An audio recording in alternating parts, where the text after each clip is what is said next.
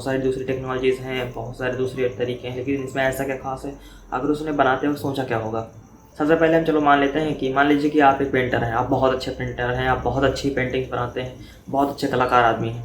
तो आपसे कहा जाए कि चलो ठीक है, किसी पेज की आपको 5 प्रतियाँ बनानी हैं, आप क्या करेंगे?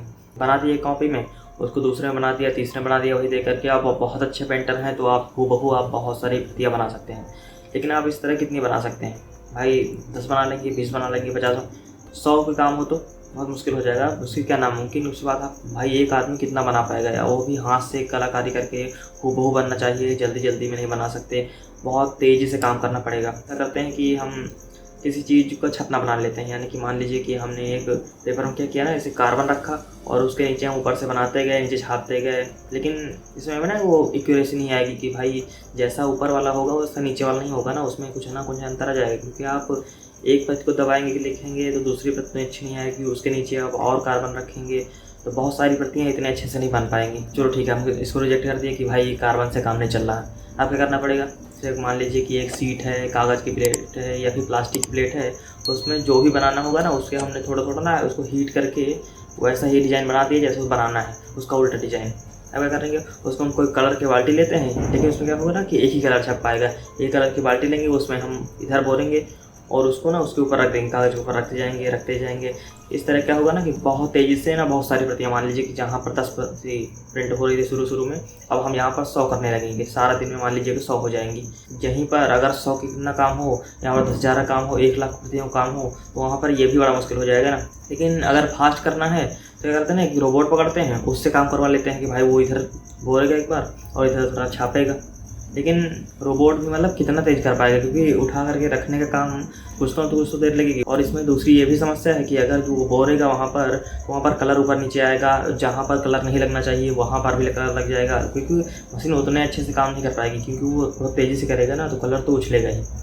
तो इसका सोल्यूशन निकालने के लिए हम ऐसा करते हैं ना कि एक रोलर लेते हैं और रोलर में ना हम उसी तरीके के एक बड़ा रोलर, जैसे कि मान लीजिए जितनी ज़रूरत है ना उतनी ही रेडियस का रोलर लेते हैं और उसमें हम डिज़ाइन को उसके कवर कर देते हैं और उसके ऊपर एक दूसरा रोलर लेते हैं जिससे ना उसमें कलर लगता जाएगा हर बार। जो उसकी उभरी हुई डिज़ाइन है भाई उसके बराबर जब रखोगे और उसके ऊपर से दोनों एक दूसरे को चलेंगे, एक दूसरे क्रॉस करेंगे, तो जो इसमें कलर होगा और दूसरे की जो उभरी हुई डिज़ाइन होगी उसमें छप जाएगा।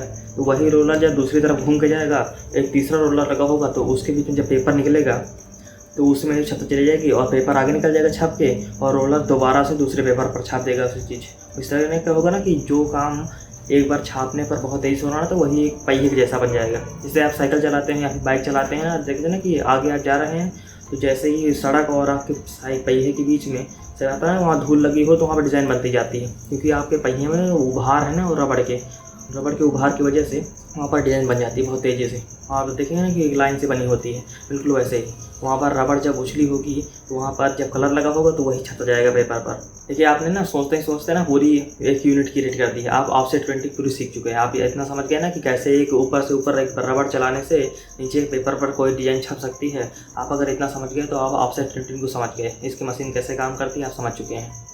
तो एक कलर पेंट होगा, क्योंकि जैसे एक चला जा रहा है तो एक ही कलर पेंट होगा, दूसरा कलर तो पेंट नहीं होगा। इसके लिए क्या करते हैं ना कि हम कई सारी मशीन से लगा देते हैं, क्योंकि जैसे एक कलर छापना है हमें तो क्या करें, उसको हम एक तरह छापेंगे और जो अगला कलर छापना होगा वो वही पेपर जाएगा अगली मशीन में, और ऐसे मतलब ऐसे सेटिंग उसकी रखेंगे कि ये कलर ना उसी के ऊपर ही जाए, ताकि यहाँ पर जहाँ कलर जैसे कि नीला करना है और दूसरे पीला करते हैं, जहाँ नीला करना है वो पहली मशीन से हो जाएगा और जहाँ पीला करना है वो अगली मशीन पर जा करके वहाँ पीला छप जाएगा, जो बची हुई जगह होगी। इस तरह आगे बढ़ता जाएगा। लेकिन इस तरह ना बहुत सारी मशीन, जैसे मान लीजिए 12 कलर या फिर 13 कलर कई सारे सेट्स आते हैं भाई, इतने सारे सेट्स होते हैं, रेड के भी कई, रेडिश ब्लू, ऐसे बहुत सारे तरह। तो कितनी आप यूनिट्स लगा देंगे भाई? कोई लिमिट होगी ना कि एक पेपर को छापने के लिए उसमें 10 तरीके कलर तो आपको 10 यूनिट लगानी पड़ेंगी, एक रेड की, एक ब्लू की, एक येलो की, ऐसे बहुत सारी यूनिट्स लगानी पड़ेंगी। उसके लिए करता है ना कि 4 कलर्स का रूल होता है, CYMK। इसमें क्या होता है ना कि जैसे कि इन 4 कलर को मिला करके ना बहुत सारे आप कलर बना सकते हैं। एक ही कलर को आप मिक्स कीजिए, एक दूसरा बनता जाएगा थोड़ा थोड़ा, मतलब उसकी मात्रा में कि 1 बूंद इसको डालेंगे, 4 बूंद इसको डालेंगे, दूसरा कलर बन जाएगा, 2 बूंद इसकी कर दीजिए, 2 बूंद इसकी कर दीजिए, दूसरा कलर बन जाएगा। इस तरह ऑफसेट प्रिंटिंग की एक ही यूनिट में ऐसा सिस्टम बनाते हैं ना कि पहला कलर जहाँ पर जाएगा उसके साथ ना वाटर यूज़ करते हैं, क्योंकि जहाँ जहाँ डिज़ाइन वो जो पेपर होता है ना रबड़ का, उसमें जहाँ जहाँ उभार होता है, यानी कि जहाँ जहाँ डिज़ाइन छापनी होती है वहाँ पर तो कलर लगा देते हैं, बाकी जहाँ जहाँ बची हुई डिज़ाइन होती है ना वहाँ पर वाटर लगा देते हैं। उसमें 2 रोलर चलते हैं साथ साथ, एक इधर तरफ घूमता है और उसके बगल में घूमता रहता है उसी को टच करके। तो जहाँ जहाँ डिज़ाइन नहीं होती वहाँ पर पानी लगता जाता है और जहाँ जहाँ डिज़ाइन होती है वहाँ पर कलर लगता जाता है। तो वहाँ पर और ये कलर ऐसे होते हैं ना जो पानी में घुलते नहीं। जैसे आप तेल और पानी को ऊपर डालेंगे ना तो वो घुलेगा नहीं, इसलिए क्या करते हैं ना, पानी की वजह से ये कलर अलग अलग रहता है। और जैसे उसके ऊपर रखते हैं तो एक डिज़ाइन में पानी के साथ साथ तो उसके साथ ये कलर ढक जाता है। और यही पेपर जब आगे जाता है ना तो वहाँ पर जो कलर होता है, क्योंकि वो तुरंत का काम होता है ना, उसी के ऊपर दूसरा कलर डालते हैं ना तो वो कलर अपने आप चेंज हो जाता है भाई। उसकी मात्रा भी वैसे रखते हैं क्योंकि सब कंप्यूटराइज चीज़ें हैं ना, कि उतनी बूंद में आता है चीज़ें, उतनी कंप्यूटर जैसे ही आप डिज़ाइन सेट कर देंगे वो उसी तरीके से उतनी प्लेट में उसने, जैसे मान लें कि 2 बूंद नीले की डालनी है, 2 बूंद रेड की डालनी है, तो वो उसी मात्रा में ही उसी डिज़ाइन पर जो पेपर होगा ऊपर वाला रबड़ वाला उस पर उसी तरीके से उसमें सेट होगा, उतना ही कलर उसमें आएगा, ज़्यादा नहीं आएगा। तो आगे जाएंगे ना तो एक बहुत अच्छी डिज़ाइन बन के आती है।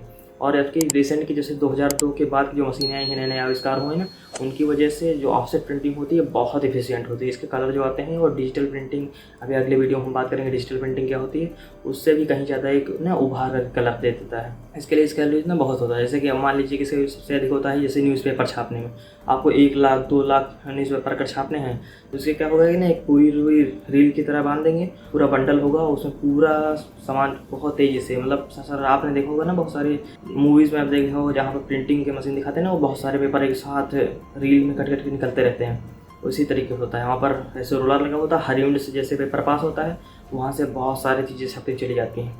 और अगर इनको दोनों तरफ छापना है तो ऊपर भी रोलर लगा दीजिए और नीचे लगा दीजिए, तो एक साथ ना दोनों तरफ छपता चला जाता है। इसको ब्लैंकेट टू ब्लैंकेट ऐसे बहुत सारे तरीके होते हैं, 4-5 तरीके होते हैं, बहुत सारी एफिशिएंट तरीके से ना लाखों की संख्या में बहुत तेज़ी से काम होता है।